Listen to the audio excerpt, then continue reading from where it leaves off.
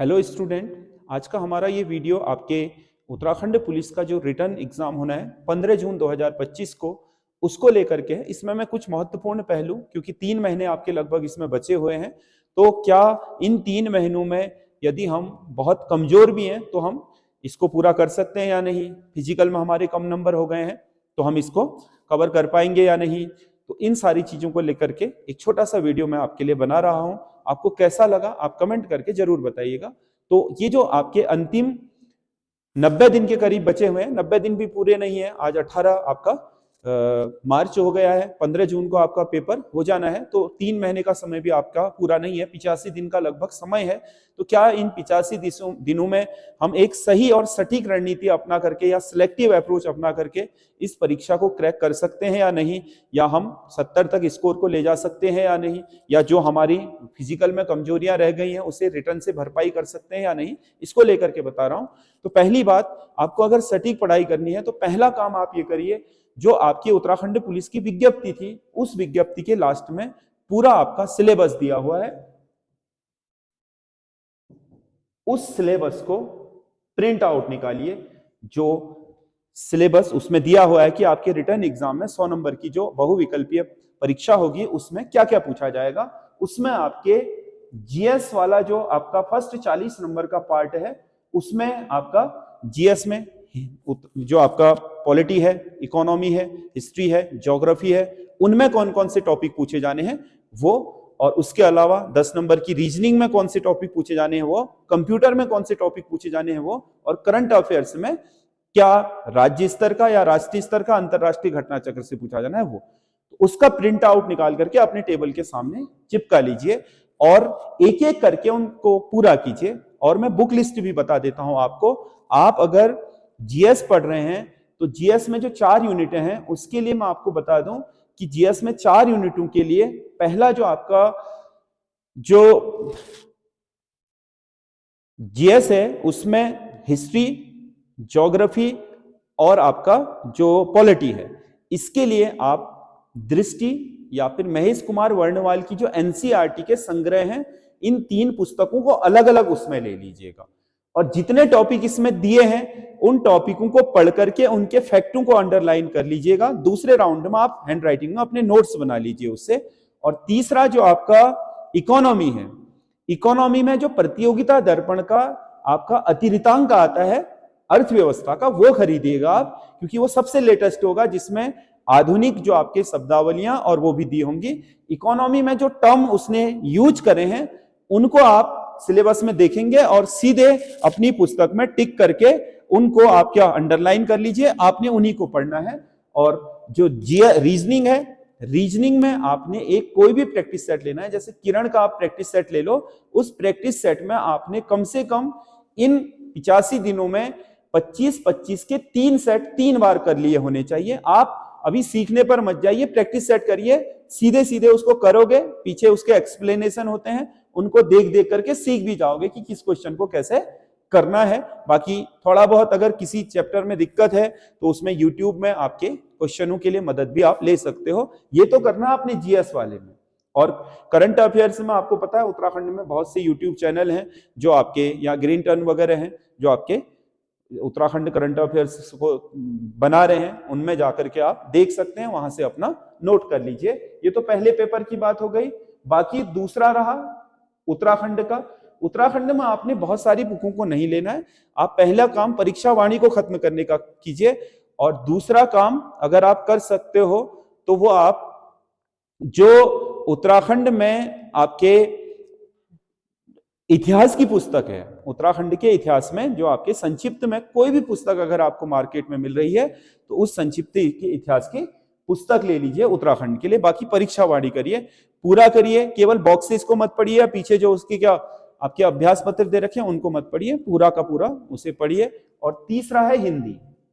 हिंदी हिंदी में जो जो टॉपिक दे रखे हैं वो सब आपके सिलेबस में, वो आपके सिलेबस को 3 अलग अलग पेजों में आप लगा लीजिए।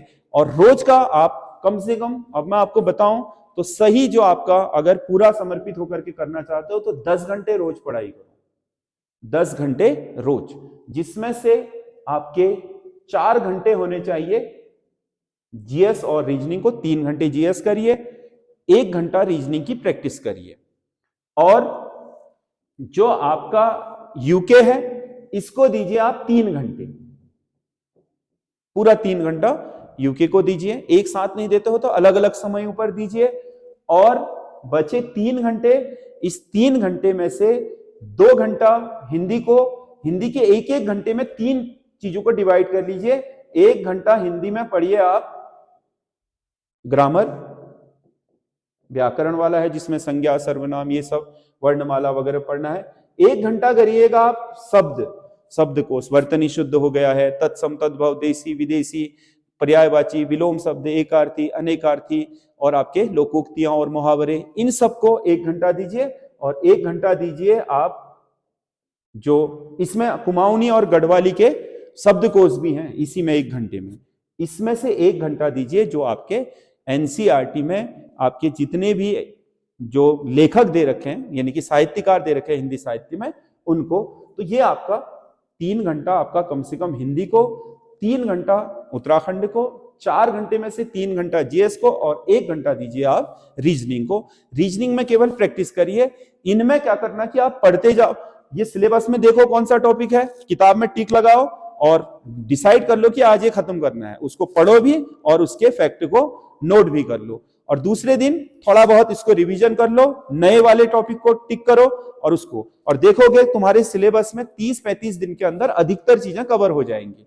और अगर आपने सिलेबस कवर कर रखा है और आपने उसमें से लगभग चीजें पढ़ ली हैं तो कुछ भी नहीं होगा, तो वहां पर विकल्प देख करके भी आपको चीजें समझ में आनी शुरू हो जाएंगी। जिन्होंने पहले से पढ़ाई कर रखी है वो अच्छे से रिवीजन करिए, कम दिन बचे हुए हैं बढ़िया रिवीजन करिए, क्योंकि ये दिक्कत ये है कि जिन लोगों के आपके 90+ हैं वो तो एवरेज से ऊपर हैं, तो वो लोग अगर मान लो एक बार के लिए हम सेट करें स्कोर की 165 जाएगा, ये मतलब हम लोगों ने ये माना है, ऐसा नहीं कि यही जाएगा। अब वो तो पेपर के क्या नेचर पर तय करेगा, कितना कठिन पेपर होता है, कितना सरल पेपर होता है। पोस्ट में 20 बार ज्यादा है, 155 मान लो हमने सेट कर दिया और हमारे हैं 80, तो सीधी सी बात है कि इसको बनाने के लिए हमें 75 नंबर का टारगेट सेट करना है। अब जिसके भाई 96 नंबर है उसको तो एडवांटेज है ही, वो तो अगर 96 इसमें से 155 में से अगर 96 घटा देते हो तो उसको तो 59 नंबर ला करके भी उसका काम हो जाता है। तो ये तो आपसे आगे चल ही रहा है ना 16 नंबर, तो 16 नंबर कम करके भी ले आएगा। तो अपने अपने टारगेट अपने हिसाब से फिक्स करो, क्योंकि 50% आपकी परीक्षा हो चुकी है, 50% आपके नंबर बन चुके हैं। 50% परीक्षा से ही आपका तय होगा कि आप सिलेक्शन ले पाओगे या नहीं ले पाओगे। इसीलिए 10 घंटे की रोज मेहनत, 4 घंटा आपका जीएस और रीजनिंग को, 3 घंटा मैंने जो किताबें बता रखी हैं परीक्षा वाणी करिए, 2 घंटा रोज, 1 घंटा आपका जो भी आपके इतिहास की पुस्तक आपके पास है, ठीक है, ये रावत वाली खासकर बढ़िया किताब है, उसको कर लीजिए, ठीक है। और ये जो आपका क्या है हिंदी है, हिंदी में आप लूसेंट से शब्दकोश कर लीजिए, उत्तराखंड के शब्दकोश की अगर बाजार में कोई पुस्तक मिल जा रही है तो उससे कर लीजिए, इंटरनेट पर शब्दावली है वहां से ले लीजिएगा, ठीक है। और उसके अलावा आपका जो हिंदी ग्रामर है वो भी आप लूसेंट से कवर कर सकते हो, इतिहास भी पूरा है हिंदी का। बस हिंदी का कंप्यूटरीकरण और पत्र लेखन उसमें अच्छे से नहीं दिया हुआ है, वो आपको यूट्यूब वगैरह से करना पड़ेगा। बाकी अगर 10 घंटे के बाद भी आपको लगता है कि मेरी पढ़ाई और छूट रही है तो आप प्रैक्टिस सेट वगैरह लगा लीजिए, उससे अपनी पढ़ाई को चेक भी करते रहिएगा। प्रैक्टिस सेट से काफी हद तक आपको अंदाजा आ जाता है। तो एक बेस्ट रूटीन में अगले 80-85 दिन हमने बढ़िया मेहनत कर ली, तो असंभव नहीं है कि आप 65-70 नंबर इस पेपर में ले आओ। बस इसमें आपको कमिटमेंट को पूरा करना बहुत जरूरी है, उसे उस हिसाब से मेहनत करना बहुत जरूरी है। और सभी जो भी इस एग्जाम में बैठ रहे हैं, नए स्टूडेंट भी होंगे, पता नहीं रहता है बेचारों को, उन लोगों को पता ही नहीं होता है कि क्या पूछ रहा है, उन्हें पता नहीं होता है सिलेबस को कैसे कवर करना है। तो मैं आप लोगों से एक विनती करूंगा कि मार्केट में केवल उस पुस्तक को पढ़ करके मत चले जाइएगा जो आपके उत्तराखंड पुलिस आरक्षी के नाम से बिक रही है। ठीक है, आप उन्हें एक टूल के रूप में यूज कर सकते हो कि हाँ मेरे को इसके क्वेश्चन आ रहे हैं या नहीं।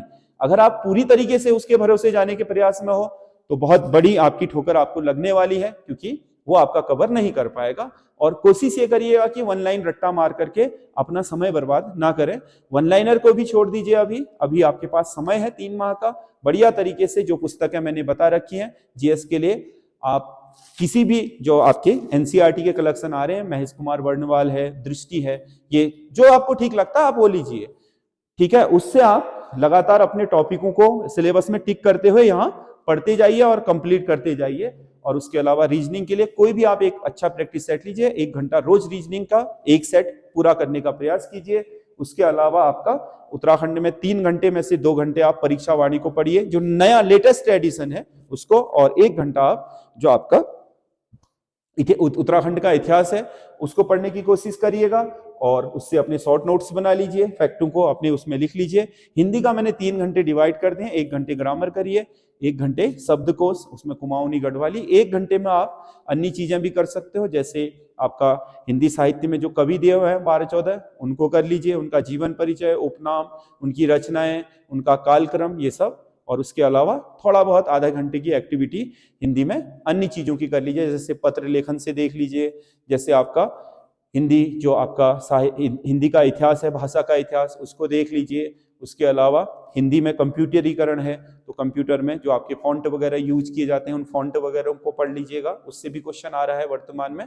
तो इन सारी चीजों को अगर आप तैयार करके जाते हैं तो आप 60-65 प्लस आराम से कर पाएंगे। जिसकी तैयारी पहले से है वो तो 70 प्लस भी आराम से चला जाएगा। जिसकी नहीं भी है और आपको लगता है कि आपने 96 का फिजिकल बना रखा है और आपको 60 नंबर बना करके सिलेक्शन मिल सकता है, तो आप इस रणनीति को अपनाइएगा, जरूर कारगर होगी। और आप हमें कमेंट करके बताइएगा कि इस वीडियो को आपको देखने के बाद कैसा लगा और क्या आप इस रणनीति को फॉलो कर पा रहे हैं। देखो बहुत मेहनत लग रही है, बेरोजगारी बहुत ज्यादा है, नौकरी पाना कोई आसान काम नहीं है। अगर आपको 3 महीने तक 10 घंटे बैठना पड़े तो कोई मुसीबत की बात नहीं है। और ये 10 घंटे आपको कम से कम इतना तो सिखाई देंगे कि मेहनत से आपको चीजें मिल सकती हैं, अच्छे नंबर लाए जा सकते हैं, जो भविष्य के लिए आपके लिए प्रेरणा बन सकती है। तो हमें कमेंट करके जरूर बताइएगा आपको हमारा ये वीडियो कैसा लगा। धन्यवाद।